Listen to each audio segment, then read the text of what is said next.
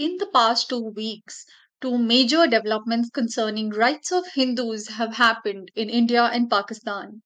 To discuss these developments on Chiti Media's Current Affairs show, we have Aishwarya Mudgil, young and dynamic lawyer, a popular social media influencer, and a widely followed consistent voice for Dharma. She's followed by PM Modi himself. Please join me in welcoming Miss Aishwarya Mudgil. I'm Shreya Agarwal, your host for today. I'm a lawyer and a journalist. Welcome. So, in the past 15 days, four cases, one after another, of our Hindu sisters being abducted, sexually assaulted, converted, and married to their offenders have happened in Pakistan. One of them is of Chandra Maharaj. Can you tell us more about the case? Shreyaji, as unfortunate as the Chanda Mehraj case is, it is deeply saddening to note that, as you said, this is not a one off case. She was the fourth girl from the Hindu minority community of Pakistan who was kidnapped in a span of less than a month. A woman in Pakistan was shot dead in March after she refused to entertain the proposal of a man there. As per media reports, the girl was kidnapped by a man who had repeatedly tried to approach her. After being kidnapped, she was converted to Islam and then sexually and physically abused for a week. Then she was sent to a shelter home in Karachi by the courts, and absolutely no action was taken by the courts against the accused Shaman Baloch. After a video surfaced on the web where the girl was in tears, court ordered a medical investigation and then ordered Chanda to go to a safe house. However, no action was taken against Shaman Baloch at all. So this is the summary of the case that happened, and this is just, as you said, one of the many other cases that happened. And pretty much modus operandi has been the same. Most of the people tell a nice Romeo Juliet tale where the woman coming from a Hindu community gets married to a Pakistani Muslim man, and it's all fine. However, more often than not, that's not even the case. These women are actually taken, converted forcefully without their will, and are raped. This is the sad reality that our Hindu sisters are facing in Pakistan. And it's a very, very grim reality. And from what we hear, the situation is actually especially grim in the Sindh region of Pakistan. Now, Pakistan's population is distributed across in a manner that only 2% of their population make up Hindus. And most of them, about 90% of them, are settled in the Sindh region. Now, this particular trend of forcefully abducting and sexually assaulting girls is actually much more prevalent in Sindh. But does Sindh have any particular law on the subject of child marriage? That's what we want to know. Shreya, it's interesting you mentioned Sindh because the law in Sindh is actually different from the rest of Pakistan. So, in Pakistan, the legal age of marriage for men is 18 and for women it is 16. As per UNICEF, marriage before the age of 18 is a fundamental violation of human rights. Pakistan ratified the Convention on the Rights of Child in 1990. However, it was only in 2014 that Sindh adopted the Sindh Child Marriage Restraint Act, which raised the minimum age of marriage from 16 to 18 for women. It is the only Pakistani state to do so. However, in reality, that's not what's happening. Most of the times, child marriages are happening in the region of Sindh, where, as I said previously, women are being kidnapped, forcefully converted, and they are being married. This is despite a regulation and act being there in the state which prohibits child marriage, that is marriage of women below the age of 18. Absolutely, Aishwarya ji. And in fact, as a lawyer, you would be well aware that passing a law, having a legislation is one thing, and the actual implementation of that law on ground is something very different. It has, in fact, come to be known that a high court in Pakistan, it has gone on to say that men can marry underage girls under the Shariat law after they have experienced their first menstrual cycle, despite the law in Sindh clearly saying that any person under the age of 18 they cannot be married. So what is the point of having such laws? That is one thing that is very, very I shocking. completely agree with you. I think a brilliant point that you mentioned is that law on paper is very different from the law on practice or law on ground. So, as we correctly established, that the law, even if it prohibits child marriage, something that's happening. And also, I would like to point out that the courts in Pakistan have a very anti woman bias, and it's not just limited to majority minority community or majority community. you know it's just the general condition of women there. As a trivia, I would like to mention that the Pakistani evidence law does not treat women and men at par. So for any financial obligation to be binding, you need two men as two male witnesses, or you need one male witness and two female witnesses.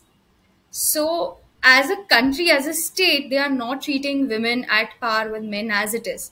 And with their anti women bias, courts in Pakistan are probably much worse off than any other country.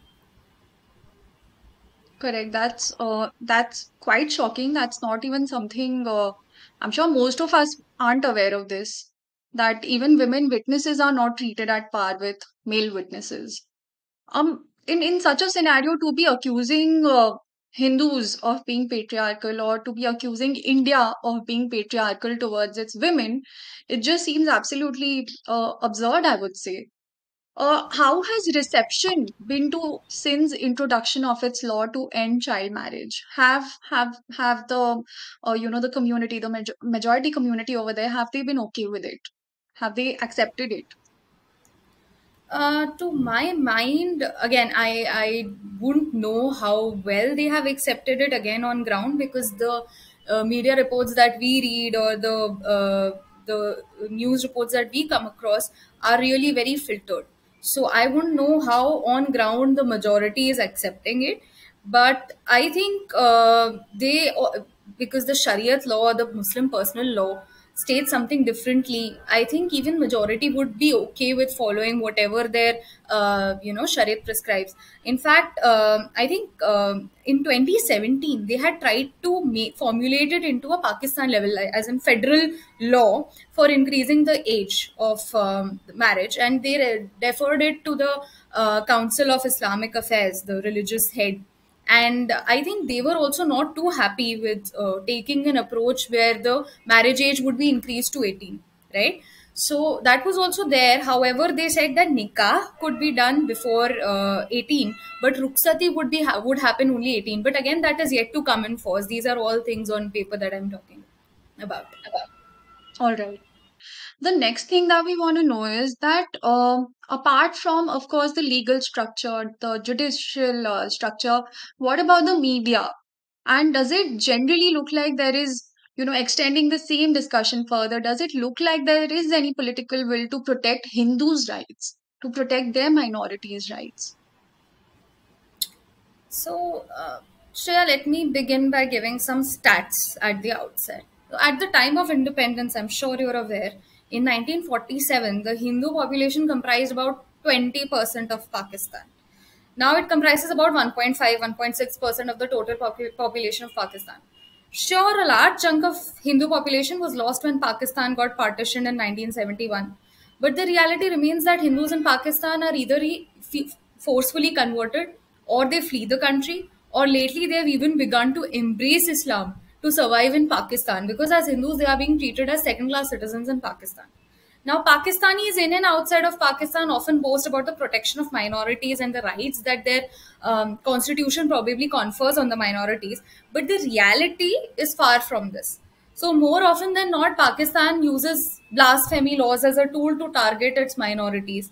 Very recently, a man in Sindh named Ashok Kumar was attacked by a violent mob in a false blasphemy case. And Pakistan frequently uses blasphemy laws to prosecute its minorities. So, just I'm not happy with someone, I say that, oh, you know what, this person made a statement against a god, and blasphemy case is triggered, right? As per reports, about 580, 590 cases of blasphemy were registered in Pakistan, with majority cases coming from Punjab. And this is what the majority civilians in Pakistan are like towards the minority community. Now, governmental and police authorities are also of very little help to the Hindu minority community.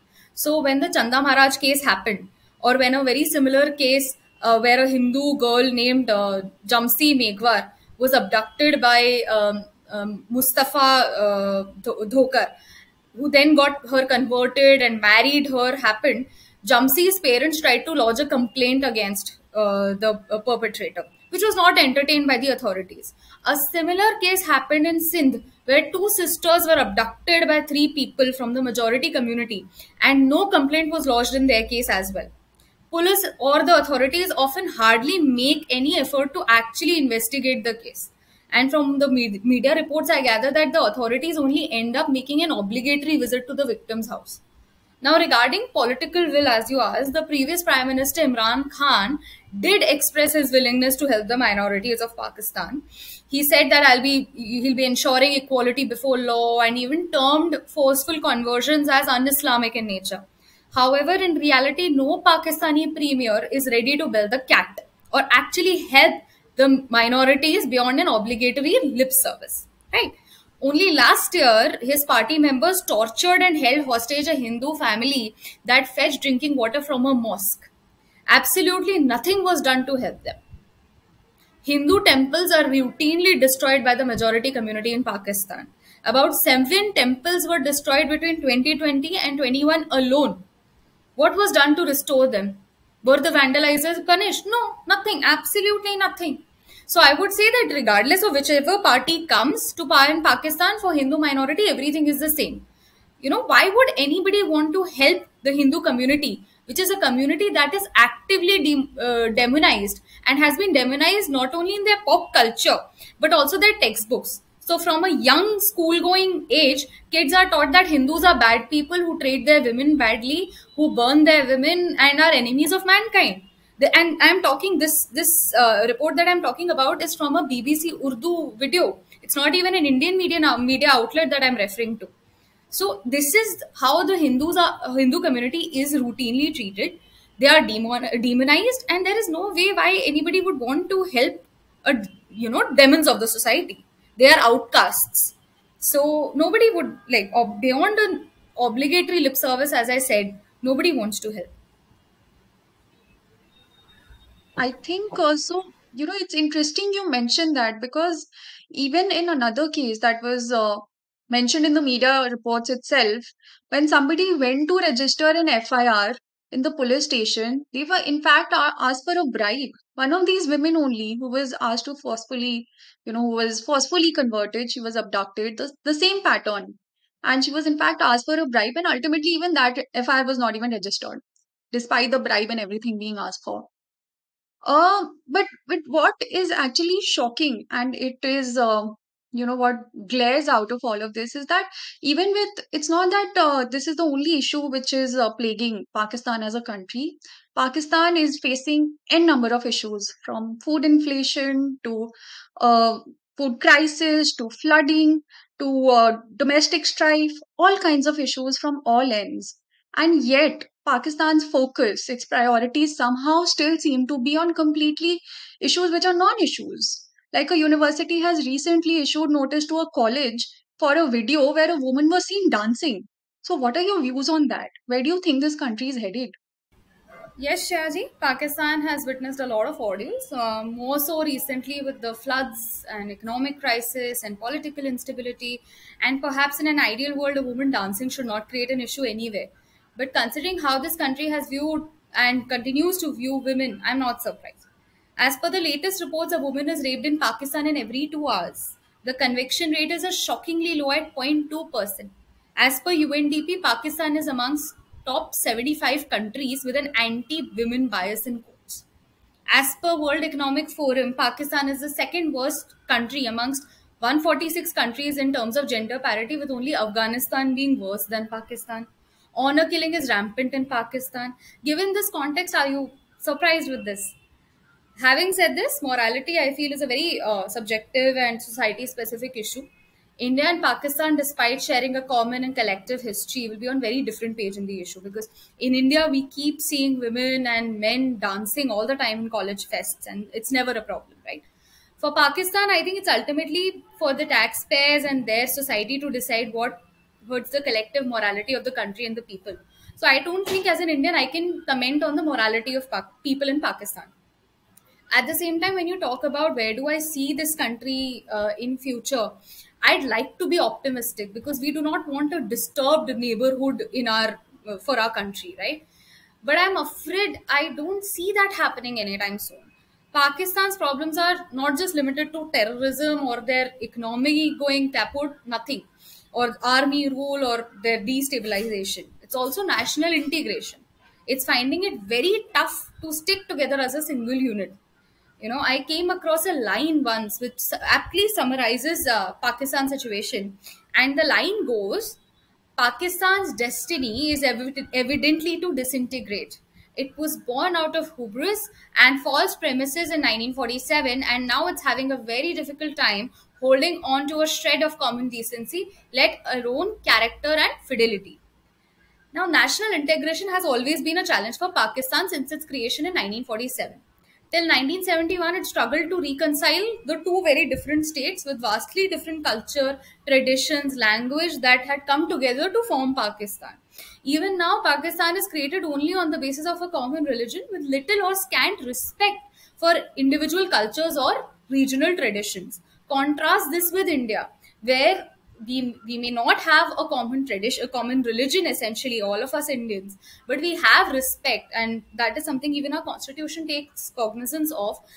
Individual respect for not just personal freedoms but also collective religious freedoms and regions and their cultures and languages, right? Now in Pakistan, since that thing is not there, that has unsurprisingly created a lot of tension between various communities and various traditions that they follow.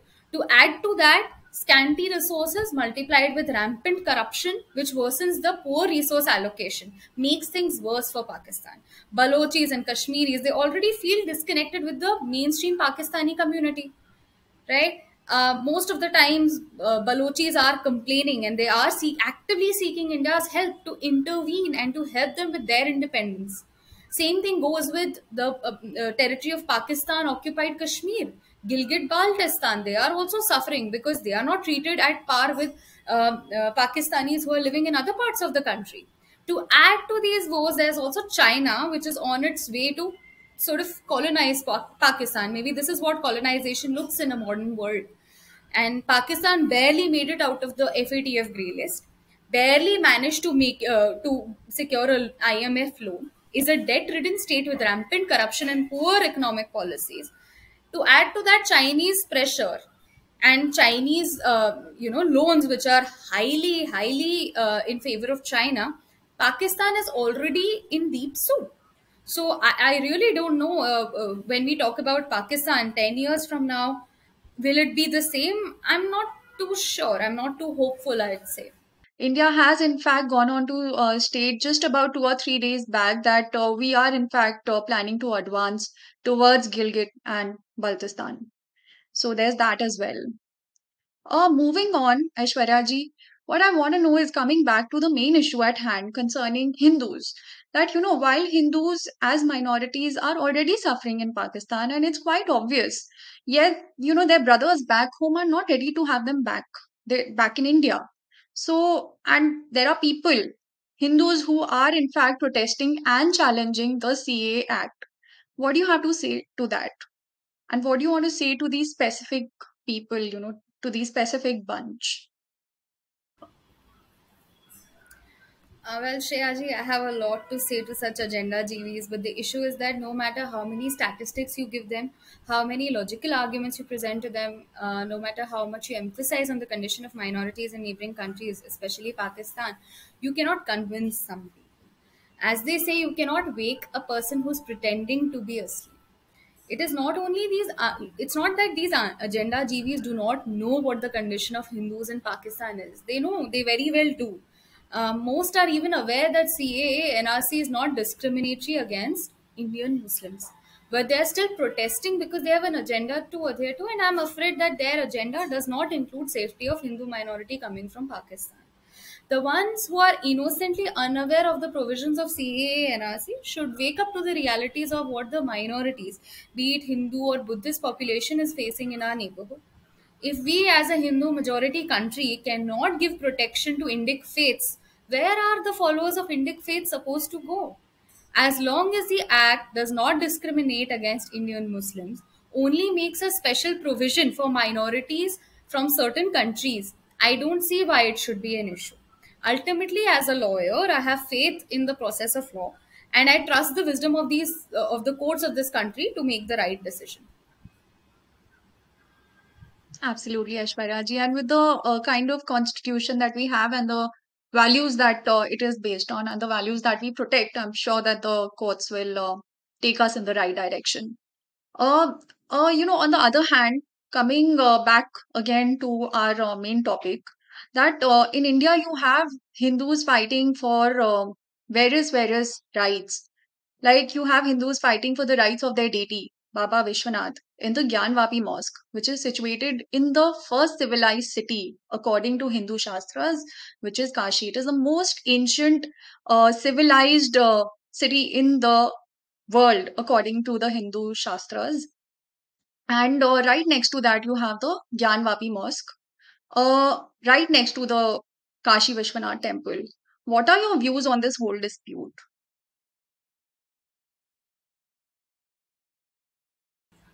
So, Shreyaji, as you correctly mentioned, this is, according to our Shastras, the most ancient civilized city. So, naturally, as a practicing Hindu, for me also, this assumes a lot of religious significance, cultural significance. So when the entire issue came into sight, media started giving it a lot of traction, and common people started talking about it. I was pleasantly surprised by this. For the last 75 years, maximum that we have heard is the Ram Janmabhoomi case, and that too, it was something that gained a lot more traction in the 90s, right? So nobody. So when the entire thing happened, Ram Janmabhoomi case, it was finally settled in 2019. A lot of people started saying, started chanting the slogan, "Ayodhya to abhi jhanki hai, Mathura Kashi abhi baki hai." Right? So I had never imagined, I mean, I took it just as a slogan. I had never imagined that this would someday be a fact, someday it could actually translate into a reality. And as I said, as a practicing and as a proud Hindu, this awakening that people are actually litigating, people actually want to fight for their rights, people actually want to go and litigate and secure rights for their deity, and not just Ram Janmabhoomi but for Gyanvapi also. This awakening was refreshing and very welcome for me. Absolutely. Yet, a Varanasi court has in fact rejected an application seeking carbon dating of the shivling shaped structure which was found in the Gyanvapi Vazukhana. Why did this rejection happen? Can you tell us more about the order? So, contrary to what most legal websites and media houses reported it to indicate, that the rejection was a big loss to the Hindu worshippers, and the first line that all everybody was saying on Twitter or any other social media website, that Hindu side faces a big loss and big jolt to them. The order of the Varanasi court really protected the rights of Hindu worshippers. So the Varanasi court's order, which rejected the plea for carbon dating, was in tandem with the Supreme Court's order of May 2022. Right, that categorically stated that the area where shivling is there is found needs to be protected at all costs. So the Varanasi court rejected the plea to undertake carbon dating because that could damage the shivling, thereby violating the Supreme Court order and hurting the religious sentiments of Hindu worshippers. So that I think most legal websites did not, in their headline, due to maybe constraint of space or their other factors, they did not discuss this at detail. But actually, it was something that really helped the Hindu worshippers. That's quite enlightening, actually. Now, where does this dispute currently stand with respect to its legal status? So the protection that was granted by the Supreme Court in their 17th May 2022 order expires on 12th November 2022. So there's a hearing scheduled, I think, about 2 weeks from now in the Supreme Court, and I think then we'll get to know what happens to the entire investigation procedure. All right, so the matter is still at the investigation stage. Now, a lot of reliance is placed by, although this is something which is going to come, I guess, much later, but a lot of reliance is placed by the Muslims on the Places of Worship Act to argue against the claims of Hindus for restoration of the historical temple. What exactly is the Places of Worship Act? What does it talk about? So Shreya, the thing is that people have already started talking a lot about Places of Worship Act by not just the Muslims who are worshipping in the Gyanvapi mosque, but also a lot of Hindus, academicians who have a lot of opinion on or knowledge on this issue. So first, let me tell you that the Places of Worship Act is a very important statute. First, I will discuss the legislative backdrop so that we can appreciate the nuance of the statute and its significance, and then I will discuss the legal aspects. So, to begin with, the long title of the statute, Places of Worship Act, Special Provisions 1991, states, and I quote, an act to prohibit conversion of any place of worship and to provide for the maintenance of religious character of any place of worship as it existed on the 15th day of August 1947 and for matters connected therewith or incidental thereto. So essentially, this statute aims to preserve the character of a place of worship as it existed on 15th August 1947. The act was brought by the then Congress led Prime Minister P.V. Narasimha Rao in July 1991, at a time when the Ram Janbhoomi movement was gaining some momentum. So we know, Advani ji and a lot of other BJP stalwarts had started being on Rath Yatra, or they were spreading knowledge or enlightening commoners about this issue. Because unlike today, we didn't have social media or digital media then. So people were getting enlightened about this issue then, and that's exactly when this statute was brought in, right?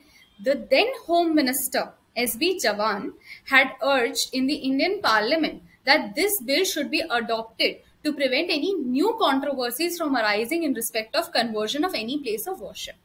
The current incumbent party, which is BJP, was back then in the opposition, and they were against the bill. Parliamentarian Uma Bharti had vehemently opposed this bill, and she did specifically mention the Gyanvapi Masjid and how the remains of temple at the site of the Gyanvapi mosque were a woeful, rather ugly reminder of invasion and vandalism of the Hindu temples. The bill was only discussed on 3 occasions and was passed by the then ruling government with a view to promote harmony and love amongst communities. And the cutoff date was arbitrarily determined as 15th August 1947. And the rationale that the parliamentarians from the Congress party gave, that was that upon independence, India emerged as a modern, democratic, sovereign state, thrusting back such barbarity into past once and for all, right? So essentially, they just said that on 15th August, we awakened to some new sort of India, and claiming or reclaiming any structure or as a place of worship will actually be some sort of barbarity, right? India, for the parliamentarians, as they explained the rationale, was supposed to be a state with no official religion, which gives rights to all equal communities. And this I would like to point out, Shreyaji, was the biggest irony, right? And I'll explain how and why. The then Union Home Minister also said, and I quote, that the God resides in heart of a person and not in a temple or mosque. And our allegiance should only be to our constitution and love for the unity of the country. So essentially, what this act did was take away the rights of Indic communities under the garb of secularism. Now you tell me, how many cases have there been there where remnants of non-Indic places of worship were found beneath Indic structures? Not many. Zero, perhaps. It is history. Invasion and colonialism by invaders from non Indic faiths destroyed Indic structures. Hence, the only ones who are losing here are the believers of Indic faith, whose temples have been destroyed without any recourse. Now, let me tell you a small trivia with regards to law, which I'm sure you, as a lawyer, are aware. Every time Companies Act or any other act is amended, we have a law committee in place comprising of eminent jurists, entrepreneurs, legal practitioners, at least in case of Companies Act, basically all stakeholders who make recommendations to the statute. They tell you what the vibe of the industry is, what they would like to see, what can be done, what is viable, what is feasible. In the case of like passing of this statute, no person of the Indic faith, who were the biggest stakeholders, were consulted. And thereby came into existence a statute that blatantly discriminates against a community. And a statute which essentially asks a particular community to give up all its rights and to forget its entire past, whatever hurt has been caused to it, everything. They're just asked to forget that from August 15, 1947, you are just supposed to behave as if nothing has happened, nothing has been lost. But one more very interesting thing over here is that it is said in Islam that a Muslim, the belief is that a Muslim is so pak, so pure. He can sit anywhere. He can sit on, he can sit in a mosque. He can sit anywhere at all. He can sit on Gurgaon roads. He can sit anywhere and he can demand to, go out and say his prayers. And the prayer will reach Allah, right? But that is not the belief of Hindus. How Hindus function is very different. Hindus have deities, and deities have rights. There's a whole pran pratishthan process in which life is supposed to be invoked and brought into the idol. So that idol, thereon, it has rights of its own, it has a place of its own, it has everything. So this whole contrast is again very very interesting in how, despite these differences in beliefs, and despite the fact that these two communities, very very different communities, are to be treated equally, then why is the faith of a particular community not being respected or being asked to be compromised upon? That's quite shocking. Anyhow, Yeah, moving I on. think Yeah. yeah, I think first is, as you rightly mentioned, uh, our religion when it comes to place of worship is very different. I think there has been a case law also that specifically says as mosque is only a place of gathering. It's not construed as a place of worship. However, when you look at the Place of Worship Act, places of worship does include mosque, right? So there is that. The second point is that the arbitrarily choosing 15th August date. I mean, if the British colonizers were the only ones destroying our place of worship, I could have understood the rationale behind 15th August 1947, and I could have still understood why that's the case. But our temples have been vandalized way back in 10th 11th century, right? So how do you establish, or how do you say that 10th 11th century destruction is fine, and now we have completely transformed come independence, and now we need to forget all of that? So that was very arbitrary. No rational was, or a convincing rationale was provided in that regard. And I think yeah, as you also mentioned about deities, for us Hindus, we can't just pick our, or remove deities from one place to the other. It's a we believe, our faith expects that life is invoked into the deity, and it's only through a particular procedure that a deity must also be shifted from one place to other. And for us temples, that's why hold a lot of significance, perhaps which assumes a lot of relevance here.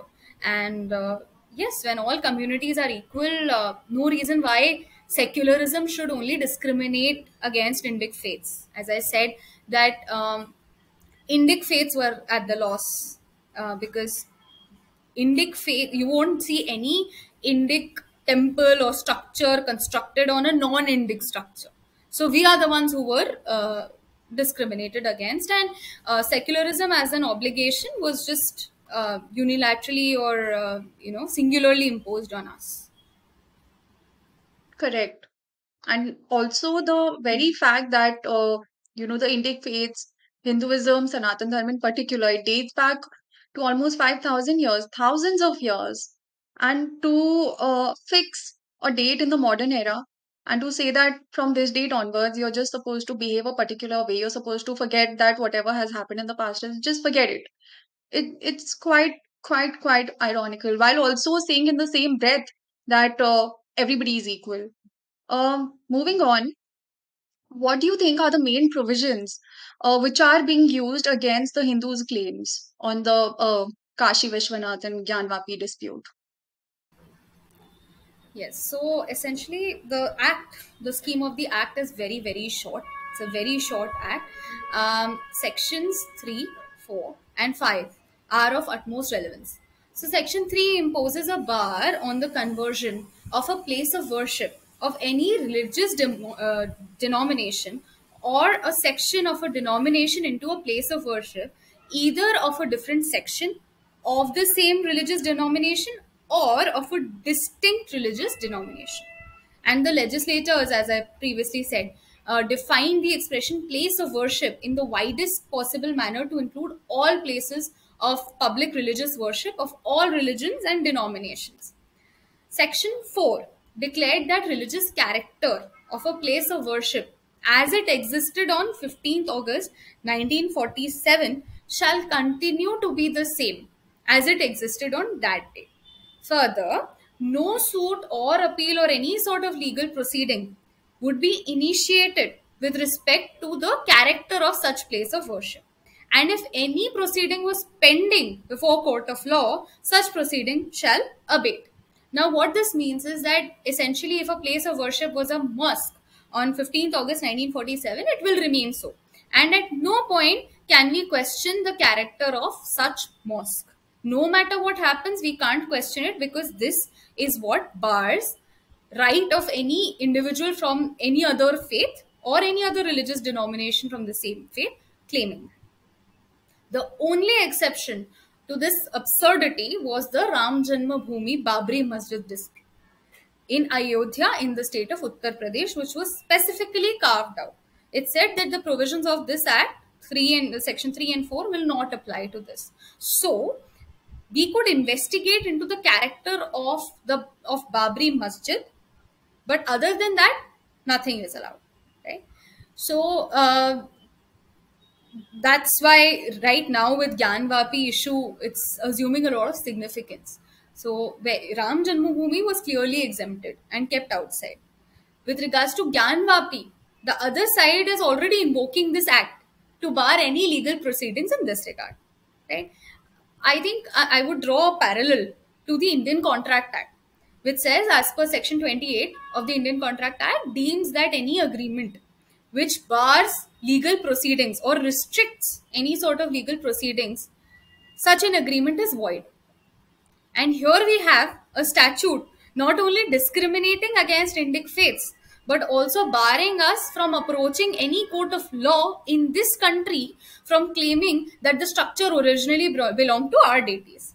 Right? So, Contract Act is completely clear on something like restricting legal proceedings. But here we have a statute which is restricting our right to approach courts. And that is not problematic somehow.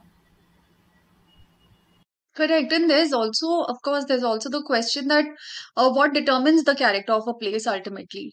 What is there any law which says that what are the factors which will be taken into consideration to determine that okay, this is the character of the place? Because if the character of the place is concerned, then the character of Kashi has always been, it has always been a Sanatan Dharma place. It is mentioned in our scriptures. It is thousands of years old, and especially with the with the finding of the shivling shaped structure, does that not change anything at all? And what are the factors which the court will take into consideration while determining that what exactly is the character of that place. I think that is also something which would That's very probably. subjective. That's very subjective, as you said, that there is no clarity. And there is also this, when you were talking about Gyanvapi, there's also Nandi Maharaj facing the structure. Now, it's very inconceivable for Nandi Maharaj to be facing a mosque, or for Aurangzeb to have constructed or put in place Nandi Maharaj, who has a lot of significance in our scriptures. So Aurangzeb, who was always known to be very particularly critical of Hindus, he introduced jizya. He was particularly cruel ruler when it came to Hindus. And somehow him getting Nandi Maharaj in front of mosque is not quite, yeah, it does not logically tie in. Yeah, because in front of every Shiv temple, you can find, be it any other Jyotirling, any of the other 11 Jyotirlings, you will find Nandi Maharaj always facing his Lord. He will always be facing Lord Shiv. Moving on, what do you think? It's a little premature, but what do you think might be the decision in this case? Where do you think it might go? And can we expect another Ram Mandir like decision in the matter? Shreyaji, as you correctly said, it's very premature, and I think it's right now very difficult to predict the outcome of this case. At the outset, Ram Janmabhoomi case was not hit by Places of Worship Act. It was specifically exempted. Despite that exemption, and another thing to be noted is that Places of Worship Act, because of the exemption, was never an issue in the Ram Mandir case. Yet the Supreme Court in the Ram Janmabhoomi case discussed this statute at length, went on about 8 pages, where they discuss on the applicability, and where they praised the act and its secular undertones.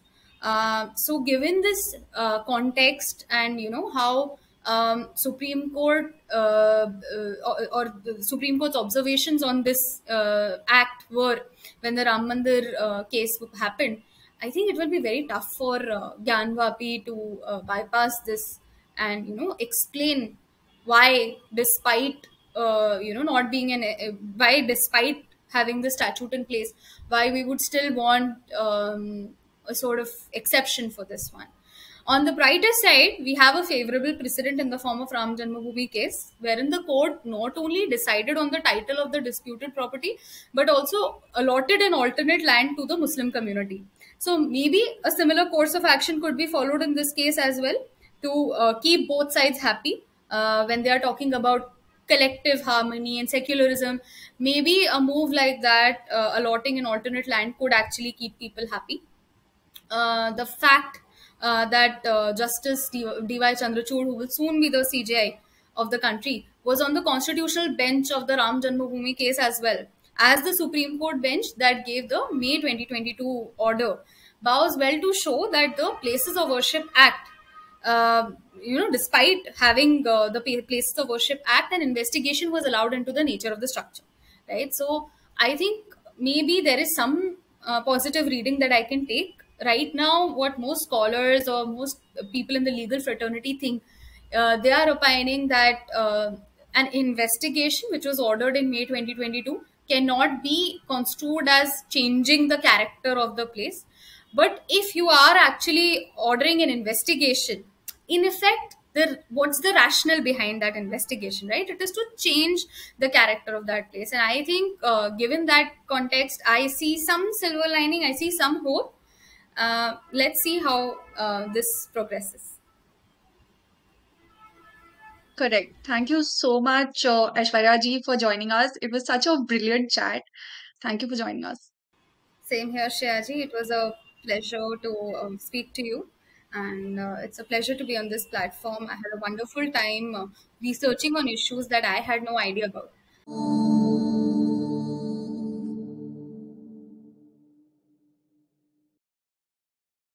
Please remember to subscribe to us and switch on the notifications for this channel.